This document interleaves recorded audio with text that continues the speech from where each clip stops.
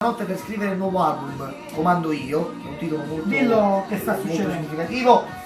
Stiamo uscendo con il caldo che stiamo sudando. Anzi no, ci sta l'aria condizionata, ma voi riuscite, c'è molto Si caldo. suda lo stesso. Abbiamo finito, il master è pronto, stavolta è tutto pronto, si accendono i motori, ci mettiamo nelle Giudicate auto, voi, perché per noi partiamo. un disco com'è?